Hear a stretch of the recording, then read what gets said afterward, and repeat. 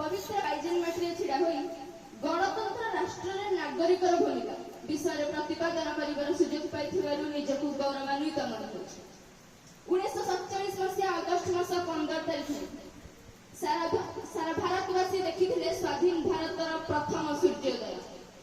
भारत को कुहागला स्वाधीन भारत किंतु भारतर तो संविधान नथिला। परवर्ती समय भारत शासित है इंग्रेज मानक संविधान। 1950 मसीहा जनवरी मास 26 तारीख दिन भारत निजर संविधान प्रणयन कला।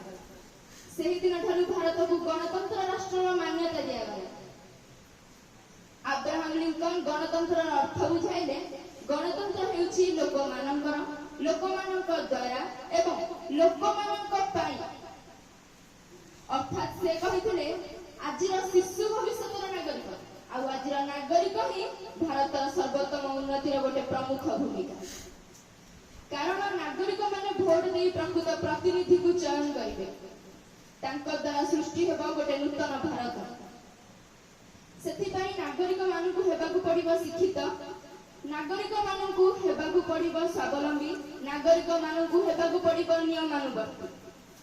आजिर दुनिया रे देखिबाकु गले अनेक कुकर्म, चोरी हत्या लुंठन एबे मध्य खबर कागजर प्रति पृष्ठारे लेउछि। आजि मध्य वृद्धाश्रम गुड़िक बंद हो जाइनि।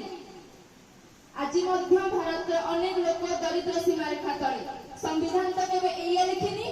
संविधान लिखिछि गोटे नूतन भारत, गोटे सुंदर भारत, जो भारत रे लेखा नथिबो चोरी हत्या लुंठन नथिबो कुकर्म। ए सब पई नागरिक मानकु जागृत हेबाकु पड़िबो। कथारे अछि रही नाही केही रहिबे नाहीटी भवरंग रही तळे सर्वे निज निज अभिनय सारी बाहुडीबे काळबळ। जदि समस्ते आसे आ समस्ते जिबा ताहाले काहेकि किछि न करिकि जिबा। जेतिकि संभव सेतिकि करिकि जिबा। नागरिक होई देशर उन्नति ପାଇଁ चेष्टा करिबा। कारण सामाजिक दुनिया रे अन्याय और अनीति विरुद्ध लड़ी पारे जणे नागरिक।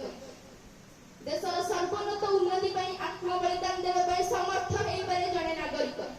सेथि ପାଇଁ त नागरिक को ही भारतर प्रमुख भूमिका रूपे ग्रहण करा जायछि। बही जाइथिया पानी को रखी हबनी। कारण जे बही जायछि से बही जायछि, किंतु आसुथिया पानी को रखी हबो। कुकर्म को केबे सुकर्म करी हेबनी, किंतु हब्बा को जाउथबा दुष्कर्म को त रोकी हबो। ताहाले काहेकि न रोकिबा। स्वाधीन भारतर नागरिक होई निजको गर्व मन न करी काहेकि देश को आगु को न नेबा। उन्नत शरीर पाई भगवानंकर उन्नत सृष्टि रे जन्म नेछे देशर उन्नति पाई। परिशेष रे ती कहिबी सब नागरिक मानकर गोटे स्वप्न रहू गोटे सुंदर भारत। जो भारत रे नथिबो राग हिंसा विवाद, नथिबो दरिद्र, नथिबो असहाय, थिबो केवल असहाय दरिद्र मानंग पई सहाय्य, थिबो सब किछि मंगल, शांति मैत्री और प्रेमर प्रभाव रे चलिबो भारत।